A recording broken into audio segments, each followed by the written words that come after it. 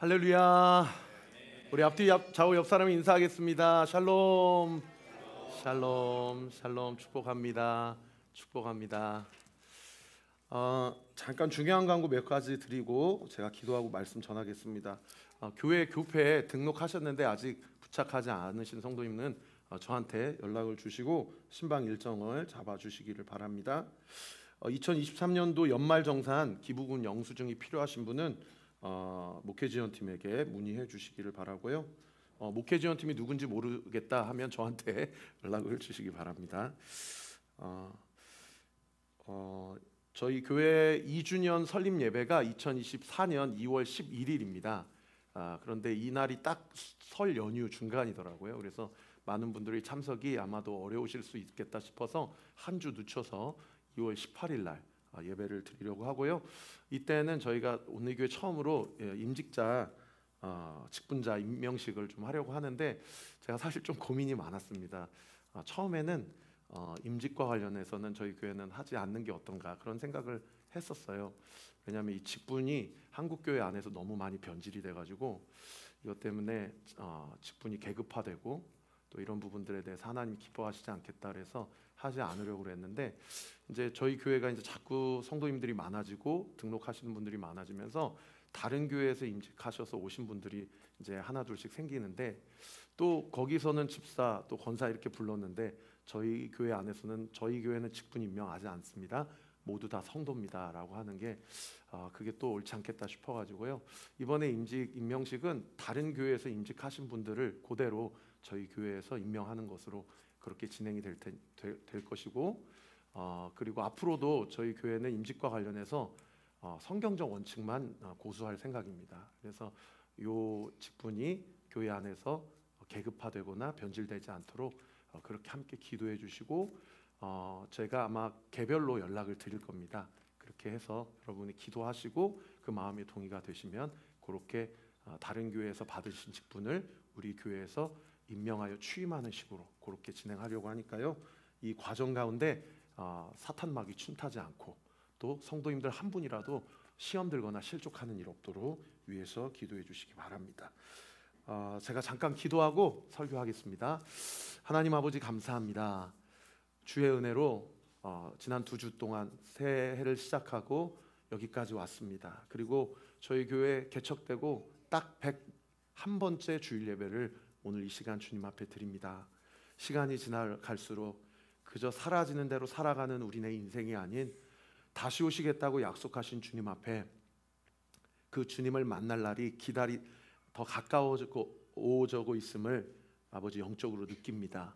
오늘 이 시간에도 하나님께서 분명하게 말씀하여 주시고 하나님께서 공급하시는 그 영의 꼴을 먹게 하여 주셔서 우리의 영혼이 그리스도 안에서 풍성하게 하시고 피폐하거나 기갈을 경험치 않게 하시고 생명 주시는 그 은혜와 사랑에 힘입어 우리를 향한 이 교회를 향한 이 땅을 향한 하나님의 뜻을 온전히 이루고 누리는 저와 우리 모든 온리교회 성도들 되게 하여 주옵소서.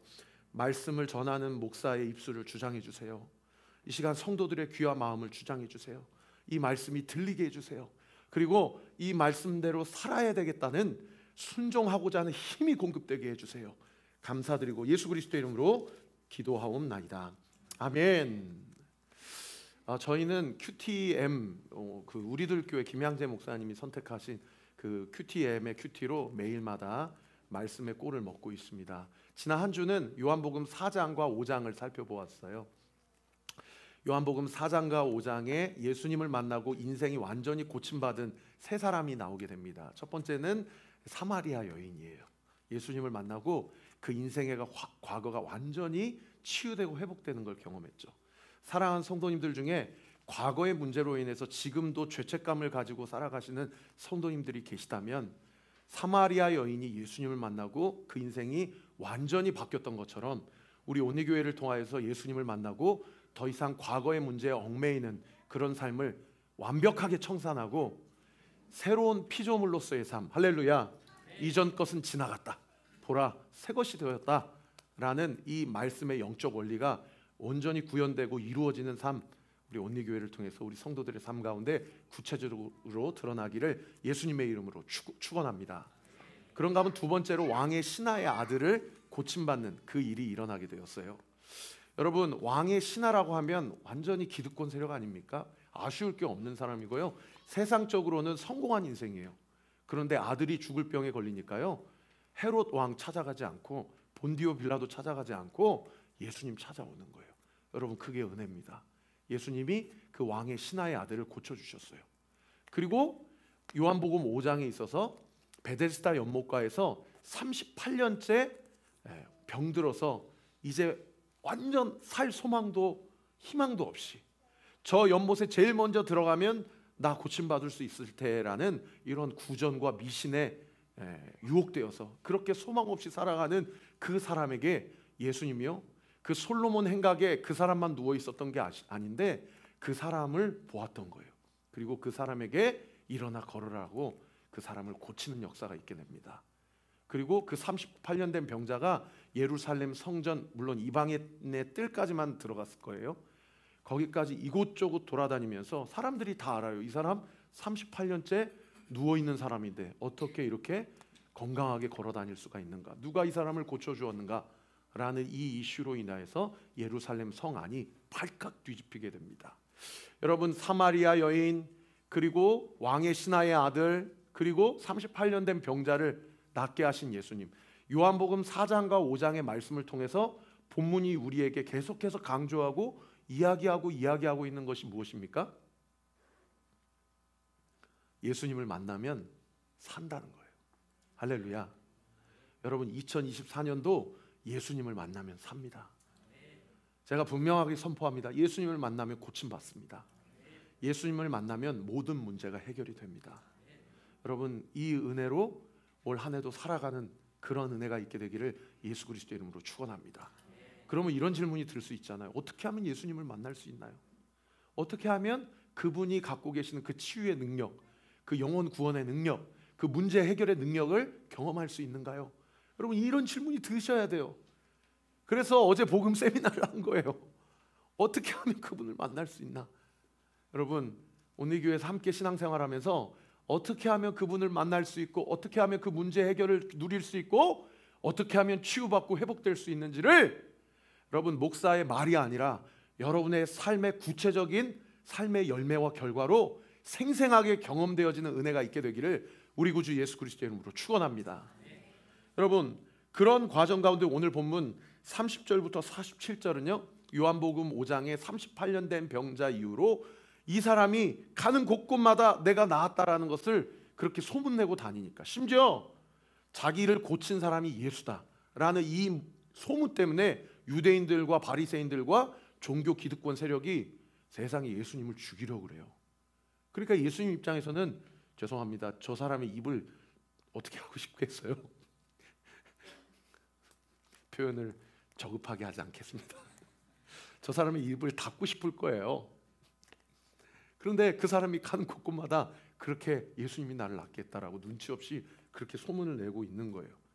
그러니까 여기서 두 가지 문제가 생기는데, 첫 번째 문제가 뭐냐면 이 종교 기득권 세력 사람들이 예수님이 율법을 어겼다라고 그렇게 정죄를 합니다. 그 본문이 5장 10절의 본문인데요. 우리 같이 한번 읽어봅시다. 시작. 유대인들이 병 나은 사람에게 이르되 안식일인데 네가 자리를 들고 가는 것이 옳지 아니하니라. 참 잔인하죠. 사람이 나았는데 감사하고 기뻐하는 것은 다 뒤로 하고, 이 사람이 안식일에 나았기 때문에, 안식일은 유대인의 율법상 절대 일하면 안 되는 날이잖아요. 그러니까 일을 했다, 치료 행위를 했다라는 이유만으로 예수님을 죽이려는 구실을 삼게 되는 거죠. 그런가 하면 두 번째 문제가 어떤 문제가 있냐면, 예수님이 사실은 5장에서 제일 유명한 구절이고 중요한 구절인데요, 이런 말씀을 하세요. 아버지께서 일하시기 때문에 나도 일한다. 이게 5장에서 제일 중요한 본문이거든요. 그러니까 안식일이라 하더라도 안식일의 주인 되신 하나님은 일하시기 때문에 나도 일하지 않을 수 없다라고 하면서 그렇게 반박하는데, 이 이야기가 오히려 예수님을 더 죽이려고 하는 불난집에 그냥 부채질하는 그런 꼴이 되어버렸어요. 그 본문이 18절인데요. 18절에 이런 표현이 나옵니다. 아니, 그러면 하나님하고 자기를 동등하게 삼아? 저 사람 하나님이 친아버지고 너는 하나님의 아들이니까 네가 지금 메시아라는 이야기야? 라고 하면서 나중에 십자가에 달려 돌아가게 하실 때에 예수님의 사형을 구형하게 하는 신성 모독죄의 근거가 되고 그 근거의 사건으로 삼는 본문이 요한복음 5장의 본문이라는 거예요. 자, 이런 일들이 있고 나서 오늘 본문 30절부터 끝절 47절까지 예수님이 내가 왜 하나님은 내 아버지고 나는 하나님과 동등됨을 사실은 취할 수 있는가를 변증하고 있는 본문이 오늘 본문 30절부터 47절까지인데요.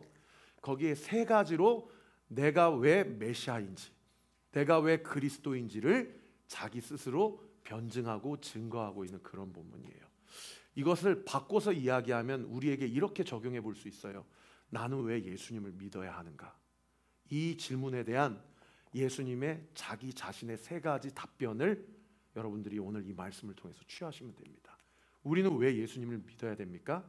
첫 번째가 세례 요한이 저분은 메시아라고 증언하고 있기 때문이에요. 5장 33절 오늘 본문 같이 한번 읽어봅시다. 시작. 너희가 사람을 보내매 요한이 진리에 대하여 증언하였느니라. 여러분, 요한의 임무가 뭐냐면 요한이 오면 어떤 일을 해야 되냐? 이제 내 뒤로 오시는 그분이 우리가 그렇게 기다리던 메시아다 라는 것을 증언하는 것이 요한에게 가장 중요한 미션이에요. 가장 중요한 미션.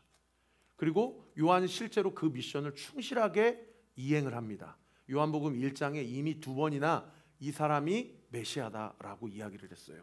그 본문이 29절인데요. 우리 같이 한번 읽어볼게요. 시작. 이튿날 요한이 예수께서 자기에게 나오심을 보고 이르되 보라, 세상 죄를 지고 가는 하나님의 어린 양이로다. 저 사람이 세상 인류의 모든 죄를 혼자 다 짊어지고 가는 하나님의 어린 양이다.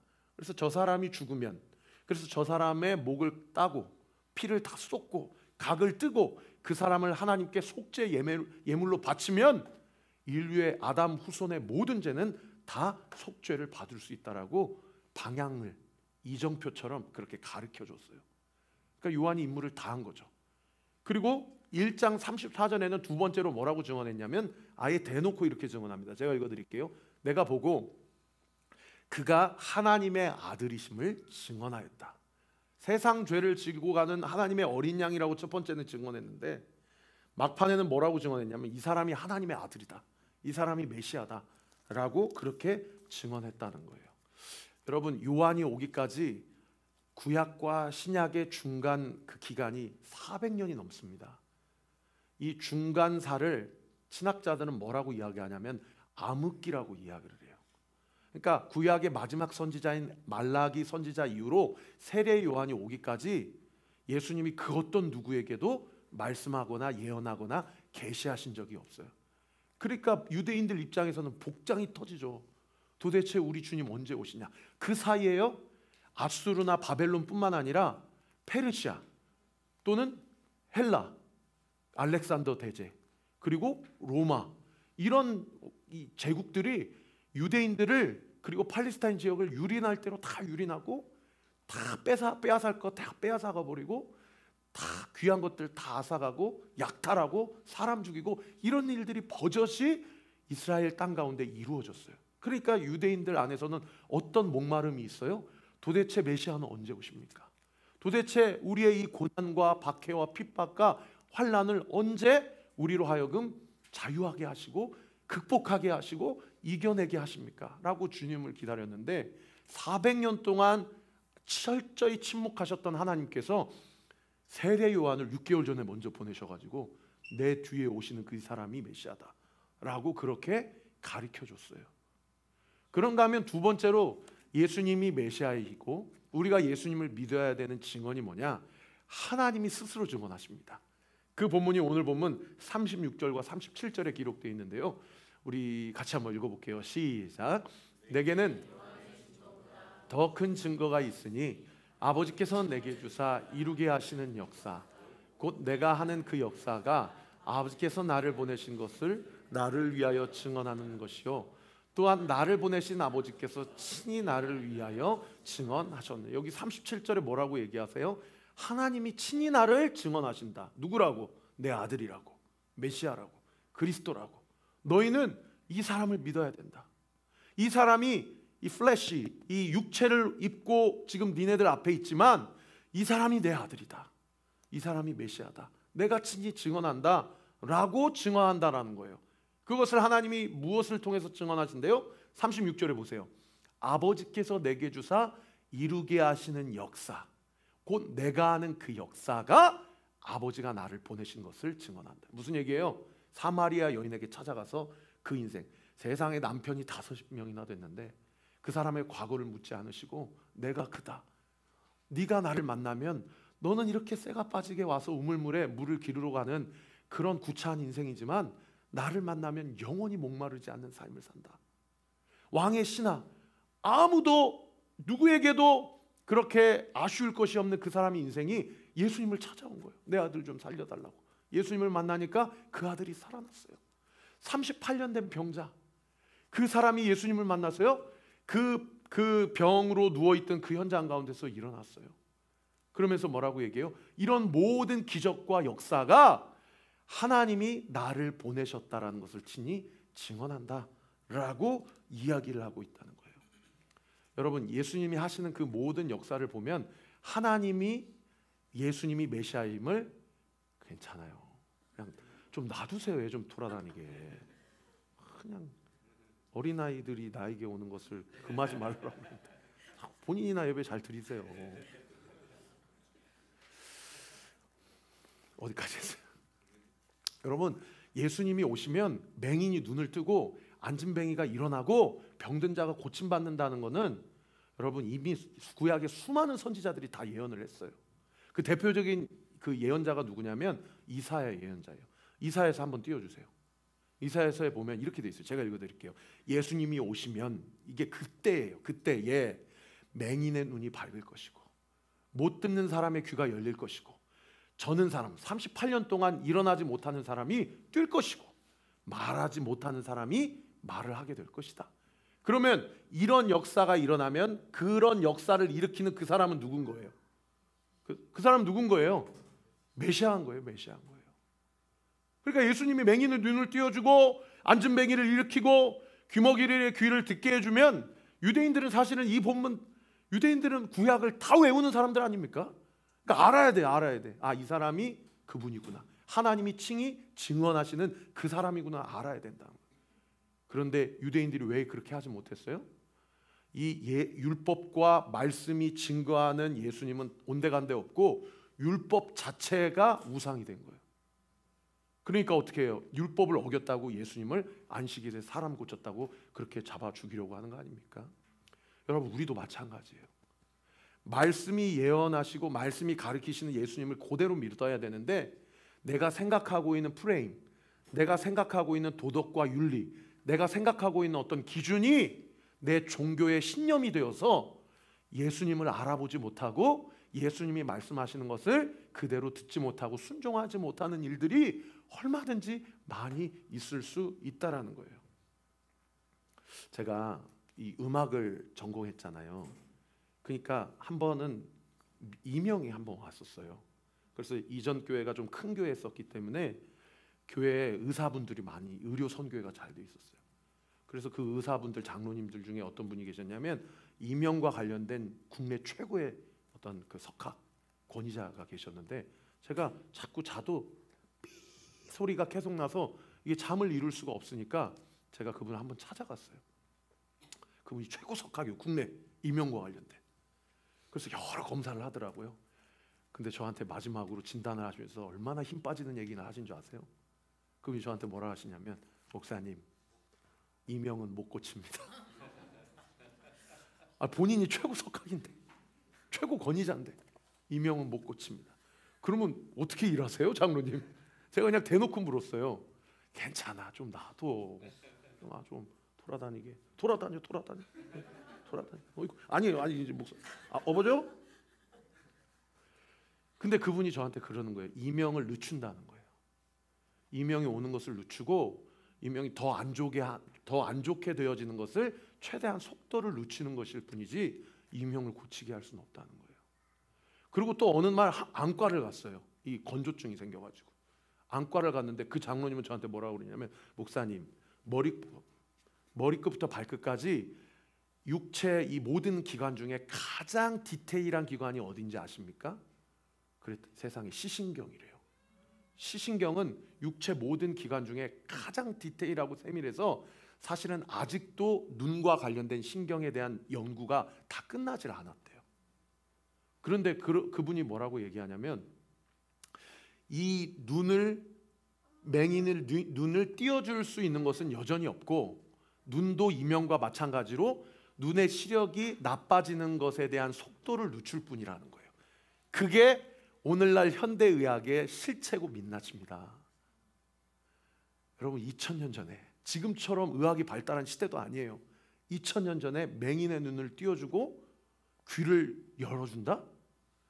여러분, 명확하게 메시아라는 얘기예요.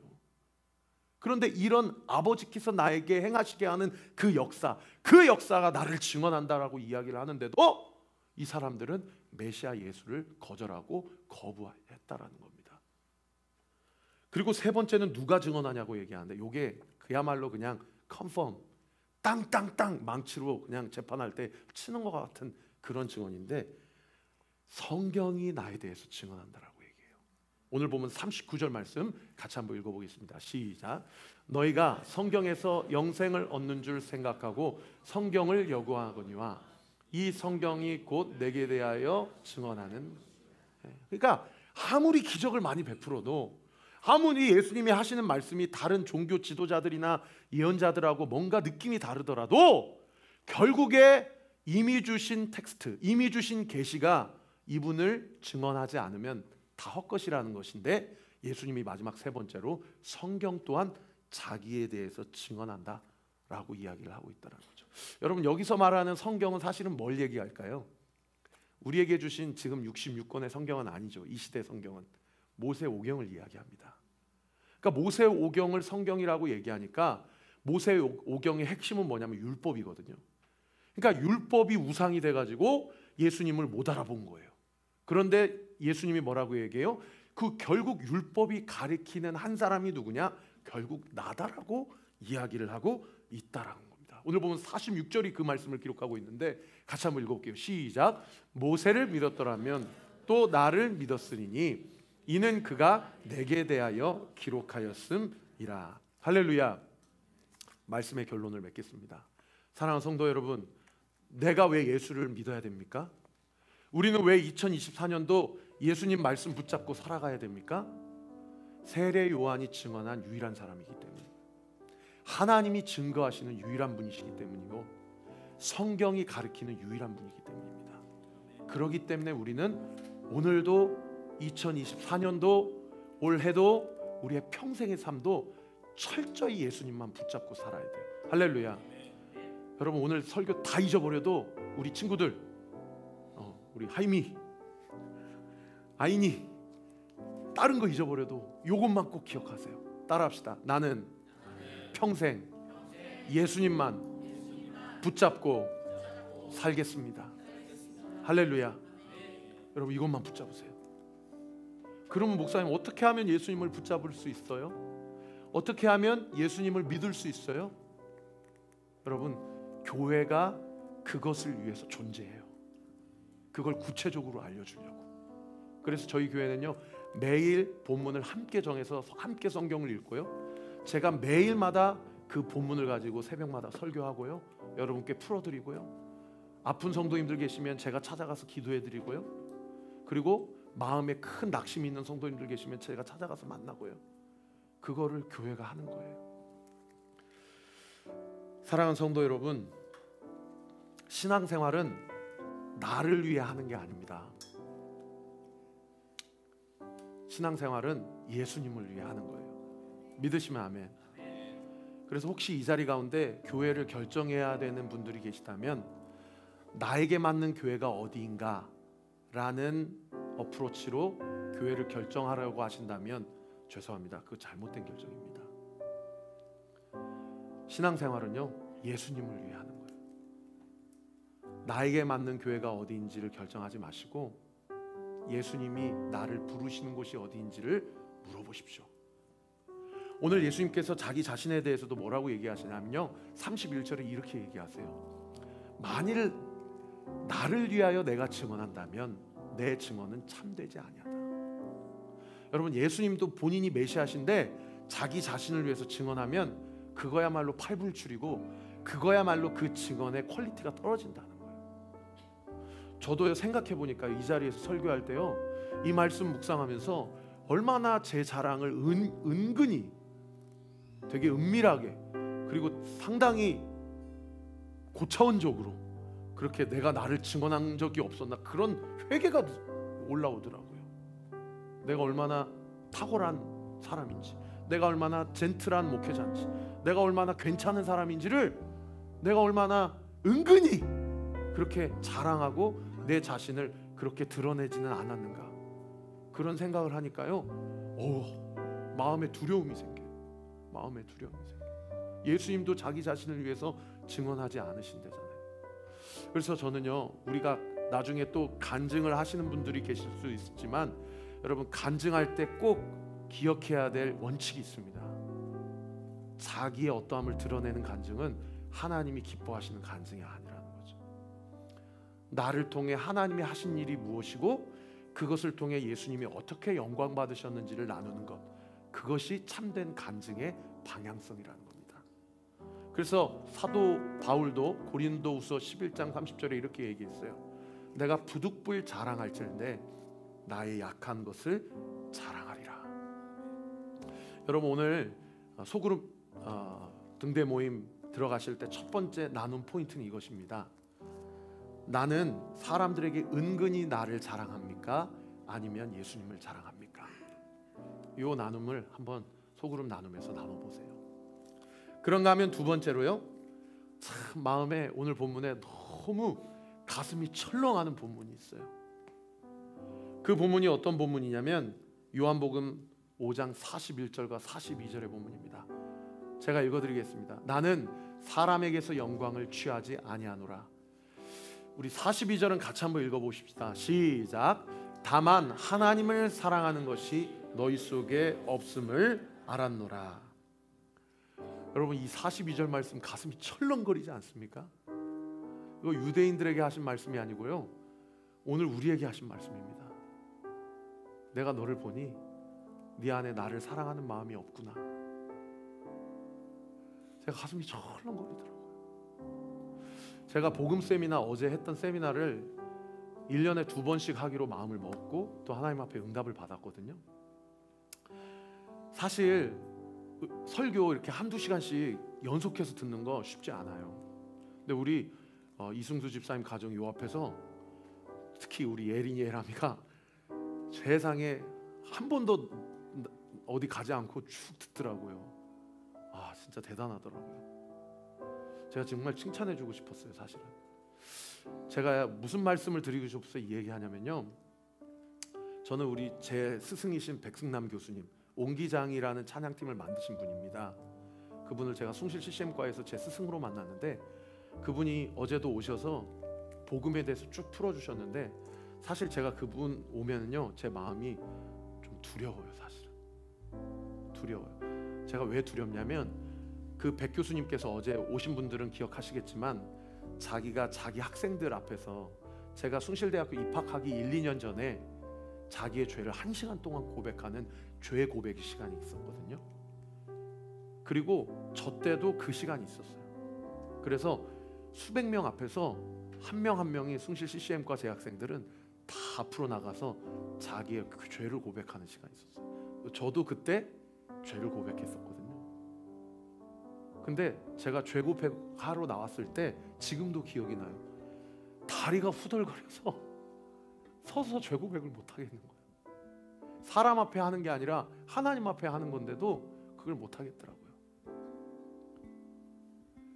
그때 생각이 나요. 그때 생각이 나요. 그게 벌써 졸업한 지 20년이 지났는데 아직도 그 교수님이 오셔서 자기의 연약함을 이야기하고, 물론 어제도 우리가 죄 고백하진 않았잖아요. 그러나 여러분이 앉아있는 그 자리에서 죄 고백하시라고, 그리고 하나님 앞에 기도하지 않았습니까? 그리고 여러분, 제가 드리고 싶은 말이 뭐냐면, 이렇게 주일에 예배 나올 때에 여러분 이 자리에 앉아 계실 때 반절은 하나님 앞에 두려운 마음이 있으셔야 돼요. 여러분 이 자리에 앉아 있을 때 최영천 목사 앞에 앉아 계시는 거 아니잖아요, 그죠? 여러분 하나님 앞에 앉아 계시는 거잖아요.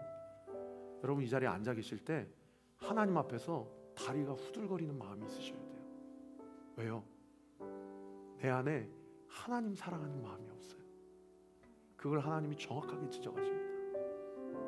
내가 하나님을 사랑한다면 나의 삶이 이렇게 살진 않을 텐데 라고 하면서 모든 것을 다 아시는 하나님에 대한 하나님의 임재 앞에서의 경건하고 거룩한 두려움, 그 두려움이 있는 자만이 신앙생활에 대한 첫걸음을 정직하고 진실하게 내디딜 수 있다는 거예요. 그러면 그것만 있으면 되겠어요? 아니에요. 저희 아버님 교도관 출신이라고 제가 간증했잖아요. 저희 아버님 너무 무서우신 분이라서 맨날 그 전주의 월드컵파 뭐 깡패들, 이 뒷골목에 있는 사람들하고만 맨날 직장생활 같이 하셔가지고 저를 얼마나 많이 때렸는지 몰라요. 그러니까 저는 아버지하고 인격적인 교제를 한 게 사실은 군대 갔다 와서 이후예요. 그 전까지는 아버지는 두려운 분, 나의 모든 것을 다 아시는 분, 어떻게 뭐 잘못 다니고 있는지 책 잡고 그거 가지고 매드시는 분, 이게 저의 육신의 아버지에 대한 저의 어떤 이미지거든요. 신앙생활하면서 그 두려움만 가지고 있어서는 절대 건강한 신앙생활 할 수 없다는 거예요. 어떤 반절의 마음이 있어야 됩니까? 내 안에 하나님 사랑하는 마음이 없음을 보시고 우리 주님이 나를 위해서 기도하고 간구하고 내 안에 주님 사랑하는 마음이 풍성하게 충만해질 수 있도록 나를 위해서 도우시고 나를 품으시고 안으시는 주님. 할렐루야. 여러분 이 믿음이 나머지 반절에 채워 계셔야 됩니다. 그래야 우리가 이 땅에서 신앙생활 하더라도 하나님 앞에 칭찬받는 자로 그렇게 살아갈 수 있다는 거예요. 우리 사랑하는 성도들에게 사망이나 생명이나 천사들이나 권세자들이나 능력이나 높음이나 다른 어떤 피조물이라도 나를 향한 그리스도의 예수의 사랑에서 그 어떤 것도 끊을 수 없는 놀라운 믿음의 확신이 우리 사랑하는 성도들에게 온전히 부어지게 되기를 우리 구주 예수 그리스도 이름으로 축원합니다.